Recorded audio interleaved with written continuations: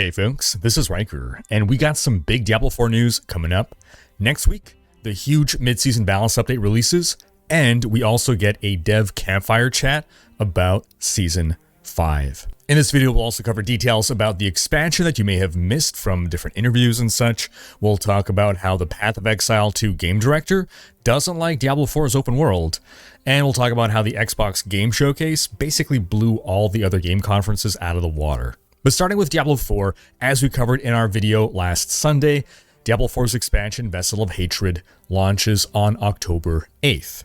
Be sure to check out that video if you haven't seen all the details, and you can find that video as well as all my latest Season 4 Diablo 4 videos on my website, Riker.com, which also takes us to a word from our sponsor, Squarespace. I built my website using Squarespace, and I was able to do everything myself quickly and easily and with zero education in the field, all thanks to how easy Squarespace is to work with. Watch how easily I updated the Diablo 4 section of my website to include my latest videos. Squarespace is flexible for any kind of website, with tons of templates that you can easily customize to your needs, no knowledge of coding required. You can easily connect all your social accounts and also upload your video content and organize your video library. Squarespace even has a new AI tool called Squarespace Blueprint to make setting up a website easier than ever, uniquely tailored to your brand or business. Basically, if you want to build a website, I recommend Squarespace. It's the all-in-one platform for building your brand and growing your audience online.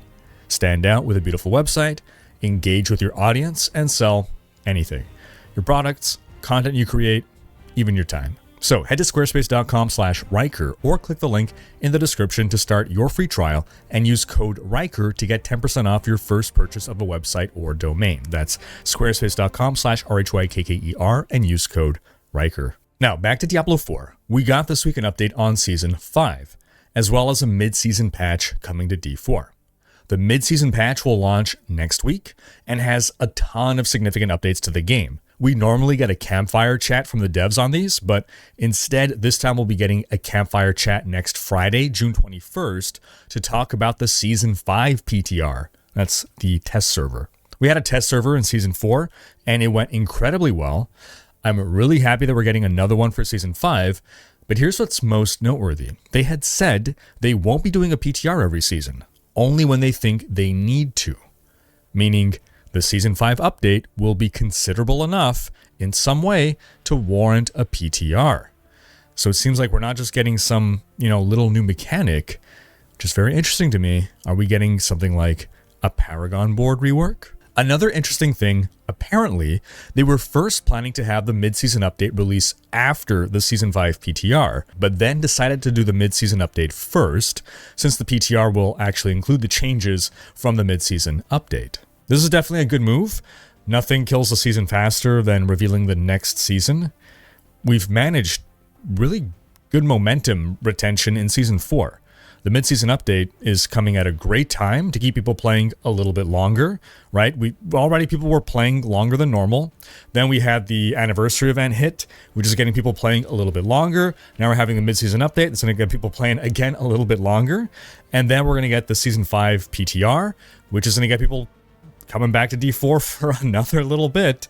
And I think we're lining up Season 4 to be like the best retention D4 has had yet. But back to the expansion, Vessel of Hatred. With it, we're getting a new class, a new zone, mercenaries, a new PvE activity that sounds like it's going to be a raid, new class skills, new Paragon boards, new legendary glyphs for the Paragon boards. That's something we don't even have now, as well as reworked systems. We'll get the full reveal of gameplay footage for the new class, the Spiritborn, on July 18th. Now, one thing everyone seems to have loved about the Vessel of Hatred reveal was the cinematic. And while different Blizzard teams have come under a lot of different criticisms over the years for different reasons, the one department that has basically always remained the best in class has been the Blizzard Cinematics department.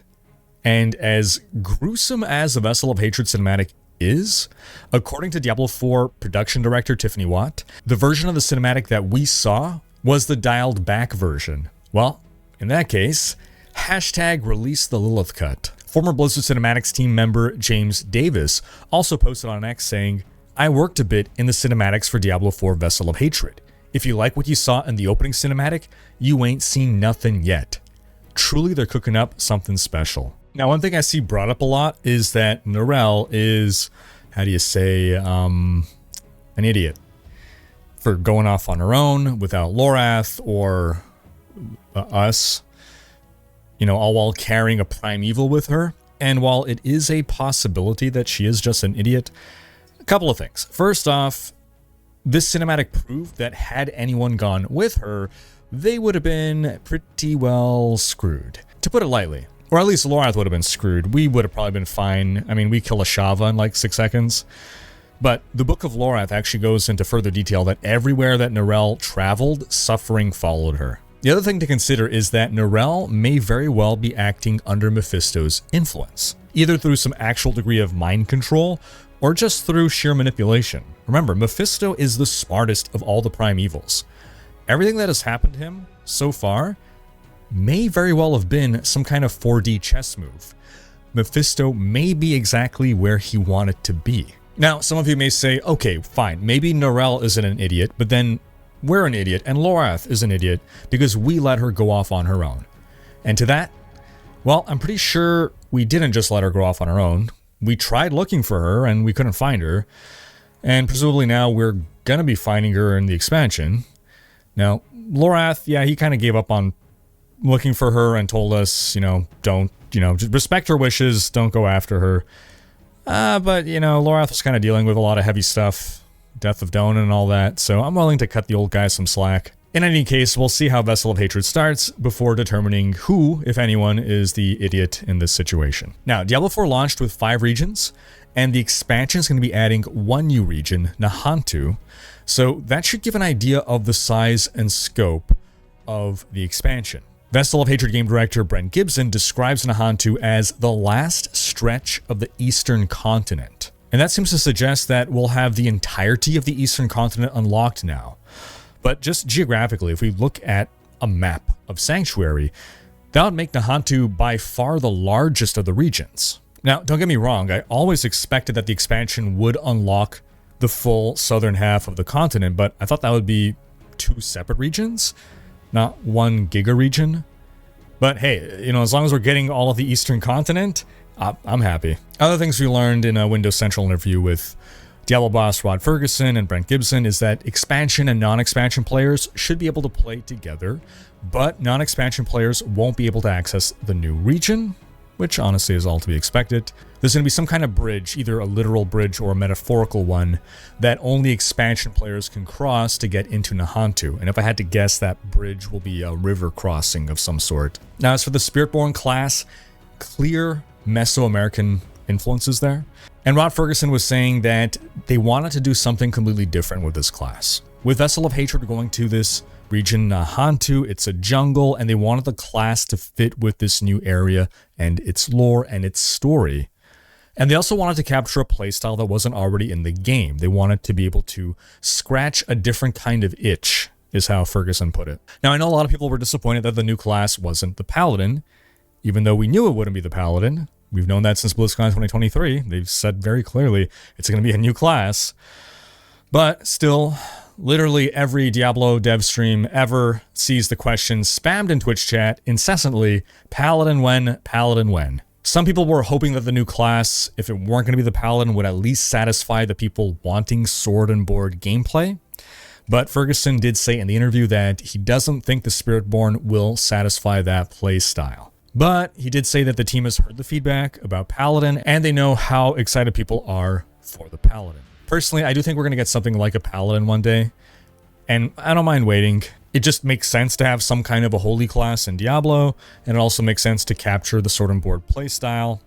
But, we already had 5 returning classes. I wanted to see the D4 devs create their own class, something truly unique. Every past Diablo game got to create new classes to add to the lore and to the franchise. I wanted to see what the D4 devs would come up with, and now we have the Spiritborn. The art of the Spiritborn has it using some kind of double-headed glaive. Overall, I'm getting sort of Aztec Jaguar warrior vibes, and I wonder if it's going to be a sort of a mixture between Amazon with like a spear focus, Witch Doctor with the whole jungle spirit thing going on, and the monk, just because it's a very similar pose to the monk wielding a staff. I think it's also just going to be interesting to see, are Witch Doctors going to be brought up at all, because witch doctors are also from this same region in Nahantu, or somewhere around here. Now, are they a different tribe? Are they going to be part of the same family of monsters or people, I guess? Are the witch doctors the shamans of this culture, and the Spiritborn are more of the warriors? The only thing I'm not crazy about with the Spiritborn actually is their name.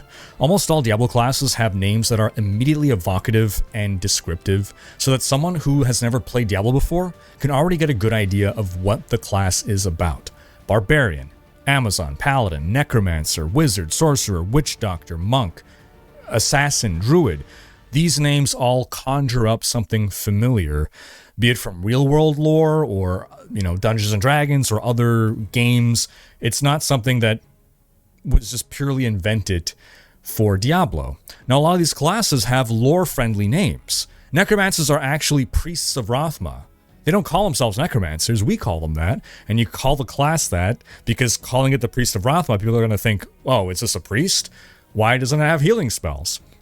Barbarians don't call each other barbarians, they call each other the children of Bulkathos. You can't call the class that. What does that mean? It doesn't mean anything to someone who doesn't know the lore.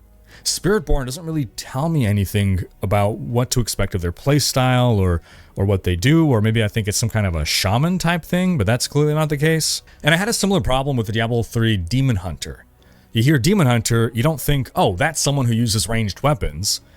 And in fact, the D3 Demon Hunter was originally going to be basically a ranger, which was a much more appropriate name for the class, but they changed it to Demon Hunter because it didn't feel Diablo enough, and they turned it into an edgelord design. Now again, we don't know exactly what the kit of the Spiritborn is, but just based on the visual, again, this looks like an Aztec Jaguar warrior.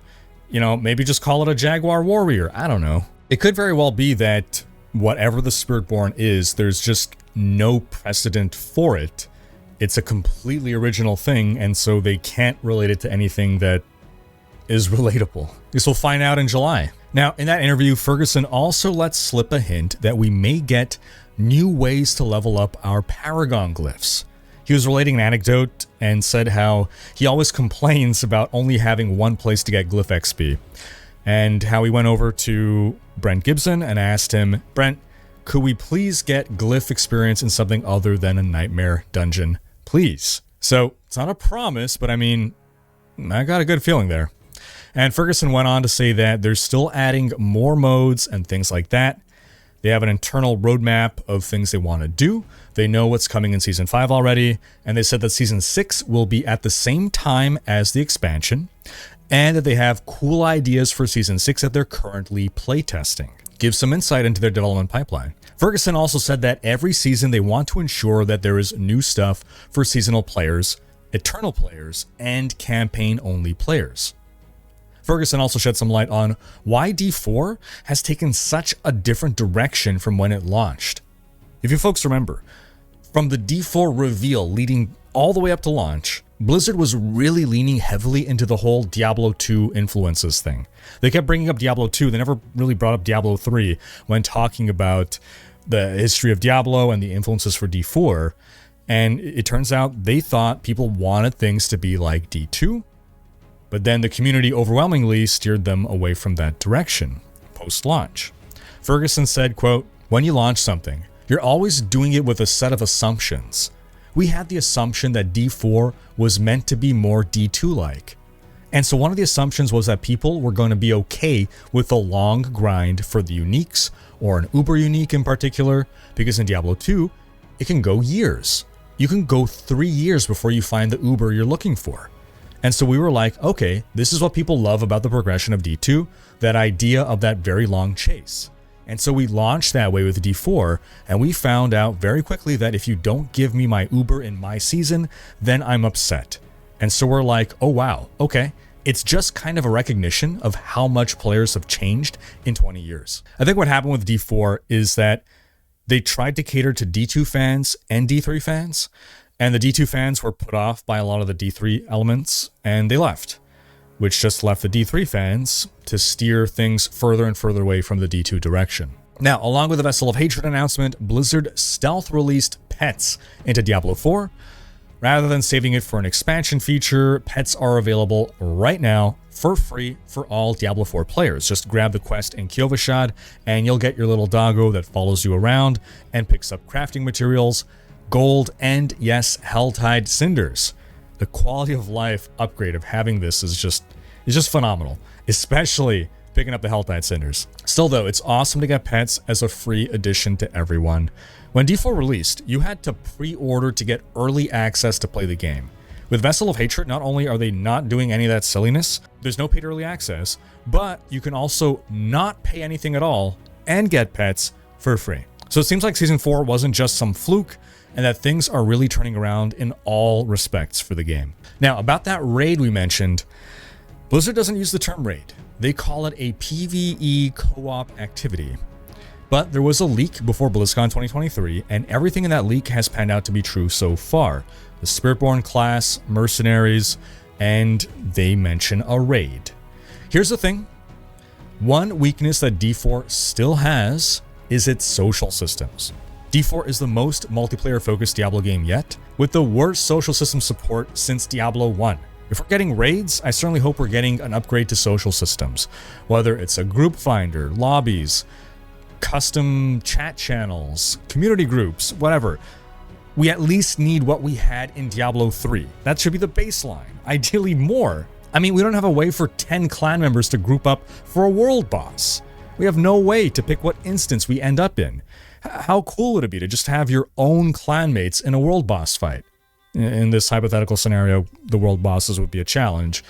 Or, just rolling through Helltide together. Like, it's great to have a bunch of random people. Why can't you just choose for all those random people to be your clanmates? And as I predicted, a segment of the player base is reacting quite negatively to the idea of forced multiplayer raids. Some are saying that they're only okay with raids if they can be soloed.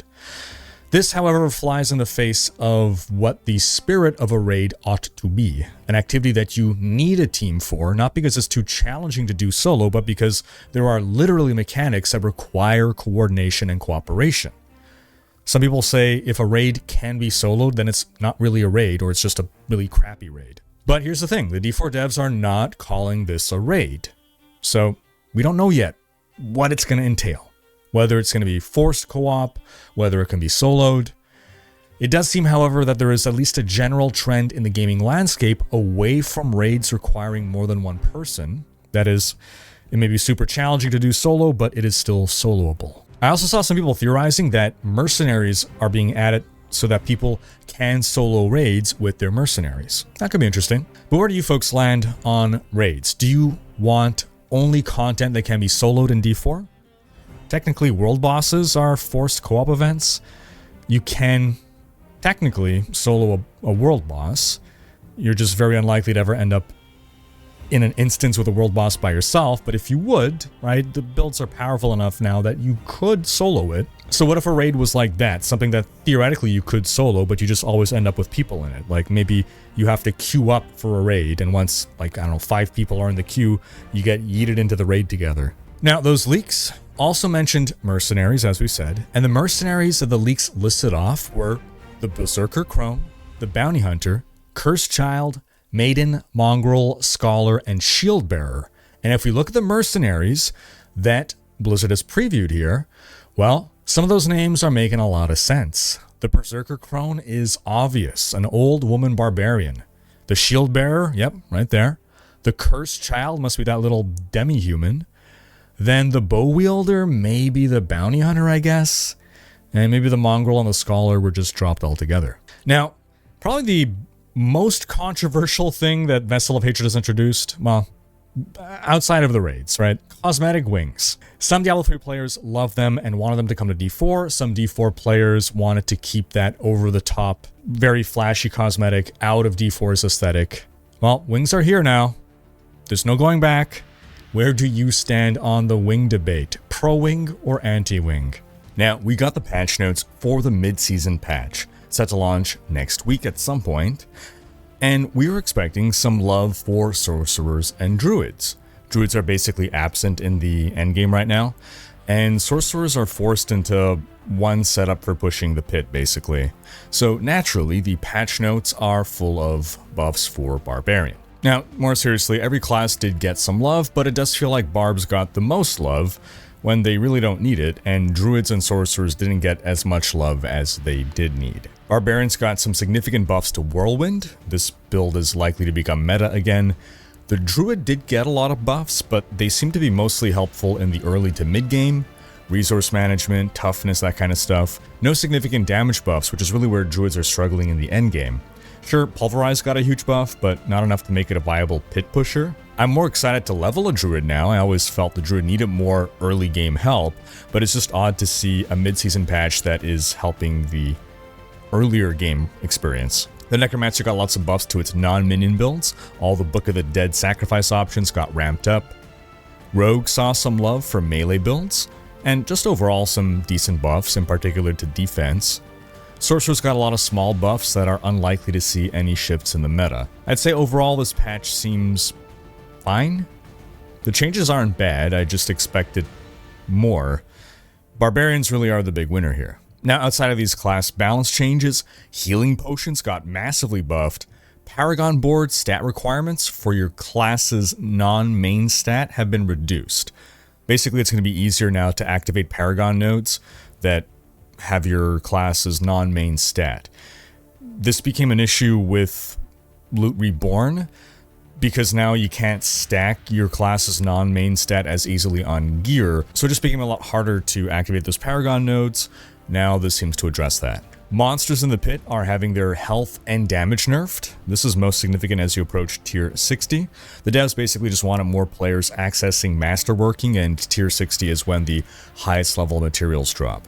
All tormented bosses have had their health reduced by 30%, and they finally fixed the bug where the Holy Bolts elixir was crazy overperforming in some situations. I'm actually surprised it lasted this long, to be honest. And again, this patch is going to go live next week. Now, we got some exciting Path of Exile 2 news this week as well. The reveal of the Witch class returning. We got a gameplay walkthrough from game director Jonathan Rogers, love the guy, and man, I think I can say this without hyperbole, but this is looking to be the best minion class of any ARPG ever. Between the ability to actively command your minions, if and when you choose to do so, to the high degree of customization you can have for your army, this all just feels like a summoner player's dream. And one thing that bears repeating every time we see new PoE 2 gameplay, this game is looking visually just so damn good.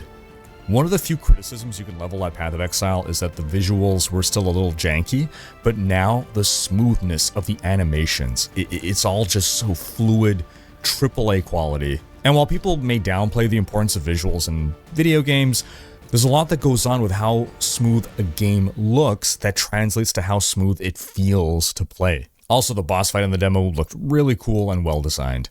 In an interview with VG247, Jonathan Rogers was asked about what they had learned as devs from Diablo 4, from its launch and from its ongoing development, and Rogers replied, quote, "I don't think there's anything we directly responded to when it comes to Diablo 4. More than anything, it confirmed other choices I always believed in. Like, I've always been skeptical of open world in video games. I know they can work in certain things, but for an action RPG in particular, I'm not really a fan. I've always imagined that wouldn't work, and I certainly didn't love that element of Diablo 4. The dungeons, I think, are much better than the open world, and I think the open world is kind of holding it back. So that cemented that opinion for me. When D4 launched, the open world really wasn't a strength of the game. Season 2's Blood Harvest started to bring the open world fun, and Season 4 Helltide finally makes it a great time. But I imagine Jonathan probably didn't play D4 since launch, but I'm curious about how he would feel about Season 4 Helltide.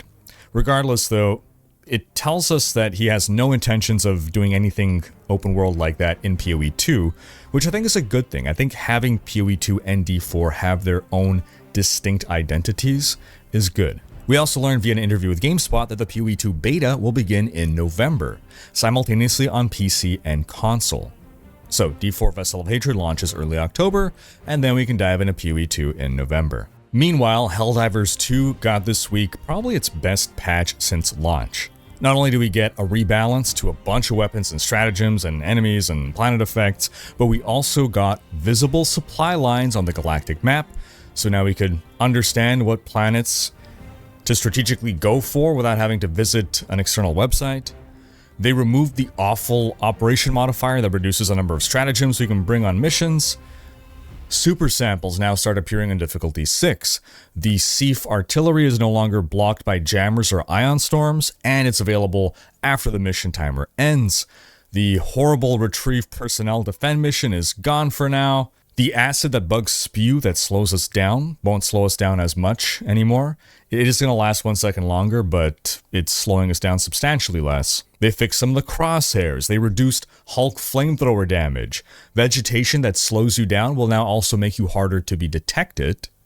And they also gave a huge buff to the orbital precision strike. They shaved 10 seconds off its cooldown, but really, the big thing here is they decreased its call down time from 4 seconds to 2 seconds. That's crazy. The weakness of orbital precision strike was needing to lead a target for 4 seconds. And Pilstead gave a full blog post explaining all the changes, and what's most encouraging of all was to hear that for the orbital precision strike, they had always intended for that stratagem to be used against stationary targets, thus the 4-second call-in. But they saw that the community kept trying to use it against moving targets, so they just made it easier for us to use it the way we wanted to use it.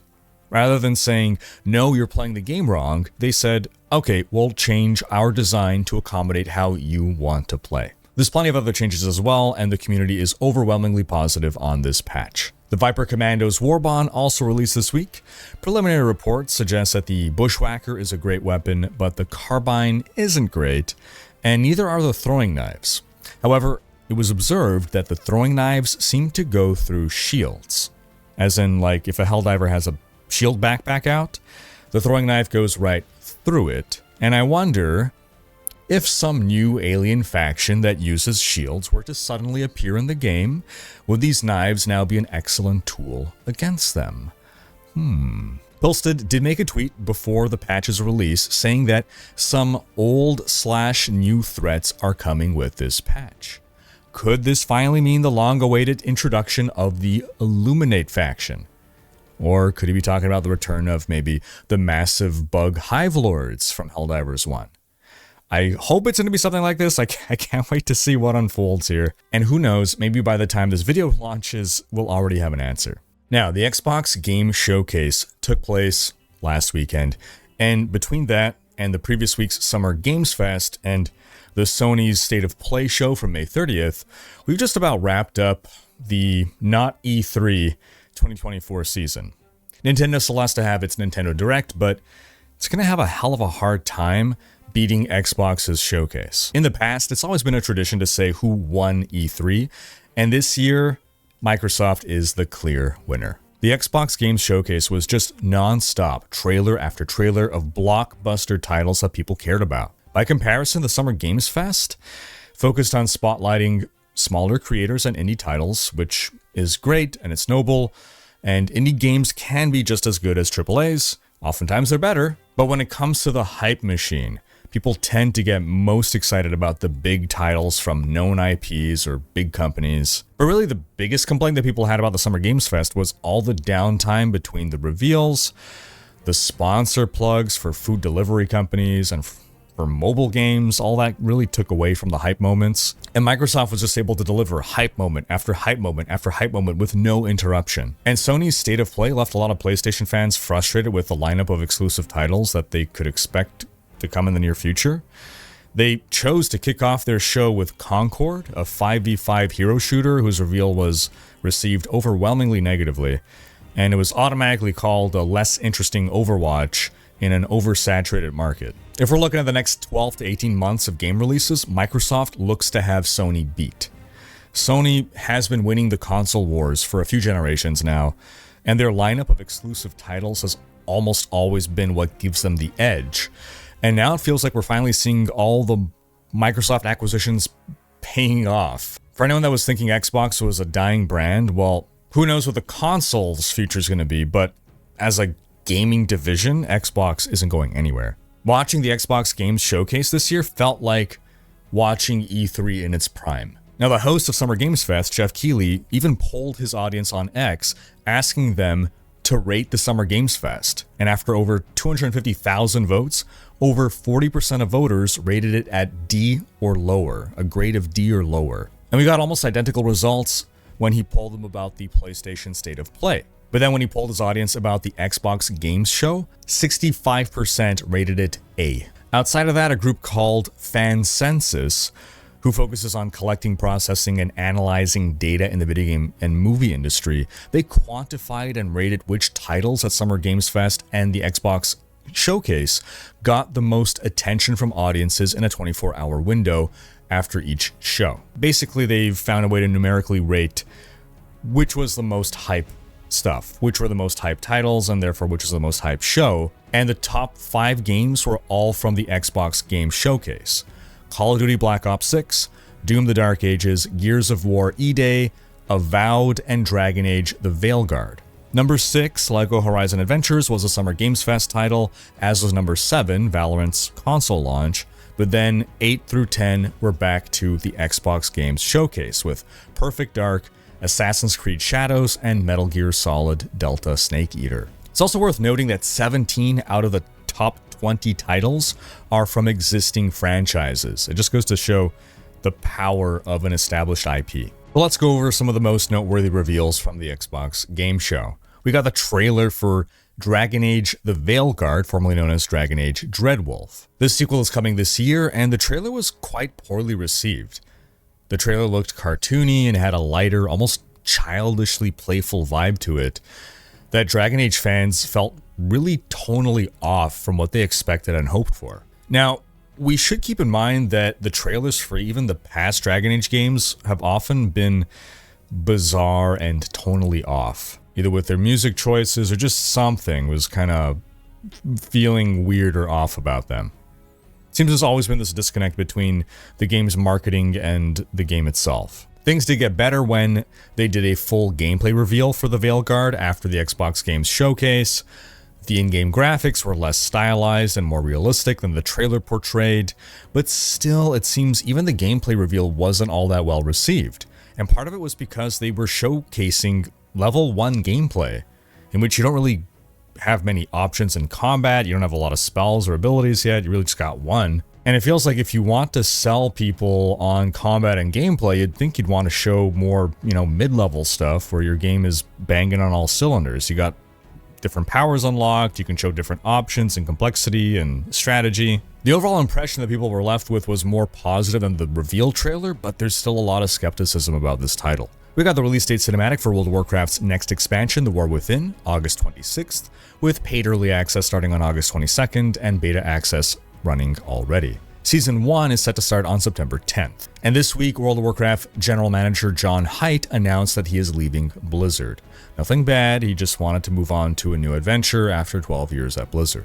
The trailer for Doom the Dark Ages looked great and confirmed that the leaks were true.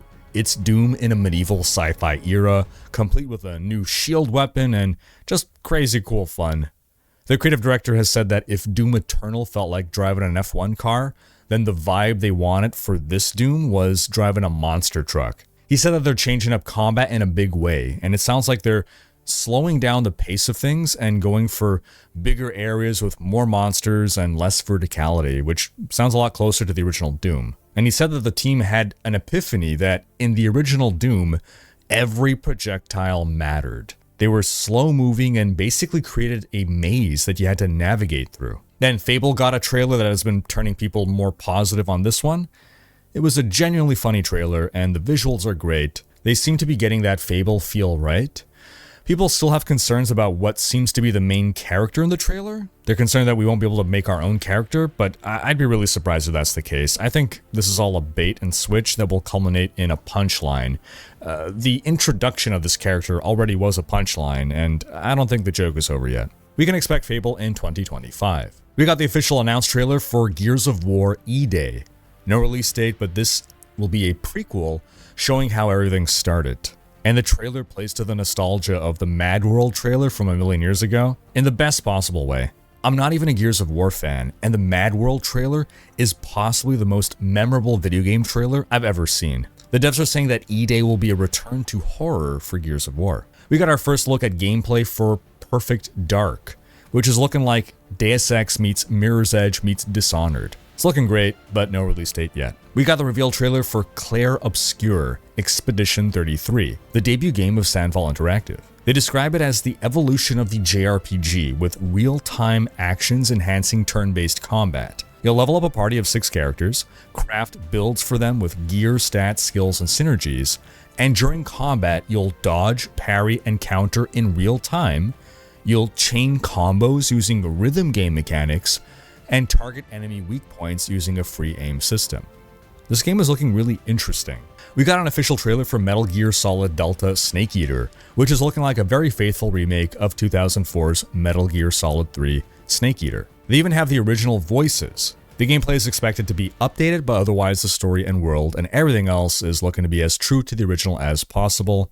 No release date. We got a showcase reveal for Indiana Jones and the Great Circle, and while I had initial concerns over this one, it looks like they're really nailing the Indiana Jones feel, more so than all the modern movies have at least. We got the announced trailer for Life is Strange Double Exposure, which seems to be a sequel to the original Life is Strange, following an older Max in a new story. So much of the original success of Life is Strange was because of the relationship between Max and Chloe, so going back to Max is a great move. This one releases on October 29th. Then we got a gameplay trailer for South of Midnight, a game set in a fantastical Louisiana bayou setting, which is really original. I'm not crazy about the low frame rate animation choice, but otherwise the visuals are really nice. We got a new trailer for Stalker 2 Heart of Chernobyl, which is releasing September 5th. The game will have a huge borderless open world and non-linear story, and it's looking surprisingly polished. We got a trailer for Age of Mythology Retold, which seems to be a remake of the old game with modern design and visuals. This one releases on September 4th, and they've already confirmed 2 expansions. The first will be the Chinese Pantheon, and the second will introduce a new Pantheon altogether. Those are the highlights for me, but what about you folks? Was there anything else that excited you? Because that's going to wrap up this week's video, but do be sure to have checked out last week's video in which we discuss how Diablo 4's retention numbers seem too good to be true. Thanks for watching. If you enjoyed this video, give it a thumbs up. Special thanks to my supporters, and subscribe to join Rikers Raiders for more gaming content.